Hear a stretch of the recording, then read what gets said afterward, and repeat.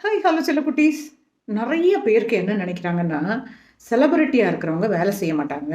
அவங்களுக்கு என்னப்பா நல்ல பணம் இருக்கு, நல்ல காசு இருக்கு, அவங்க வேலைக்கார வச்சுக்கலாம். அப்படியெல்லாம் இல்ல. எனக்கு வீட்ல சென்னையில ஒரு அக்கா இருக்காங்க. வந்து வீடு கூட்டி தொடச்சு, கொஞ்சம் பாத்திரம் கழுவிட்டு போயிடுவாங்க. அவ்வளோதான். குக்கிங்லாம் நானே தான். எங்க ஹஸ்பண்டுக்கும் சேர்த்து. நாங்க 2 பேர். அதே மாதிரி கேரளாக்கு வந்தா, அவரு வந்தா அவருக்கு சமைச்சு குடுப்பேன். அப்படி இல்லன்னா ஃப்ரெண்ட்ஸ் வந்தா நான் ஃப்ரெண்ட்ஸ்க்கும் சமைச்சு குடுப்பேன்.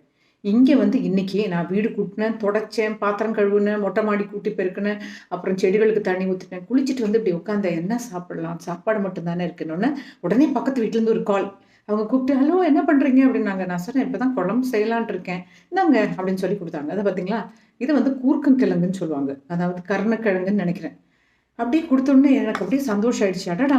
சாப்பாடோட காம்பினேஷனுக்கு எவ்வளோ நல்லாருக்கும். தான் சின்ன சின்ன விஷயங்களுக்கு ரொம்ப சந்தோஷமா இருந்துருங்க. நமக்கு கரெக்ட் டைம்ல சாப்பாடு வந்துருச்சு. இல்ல?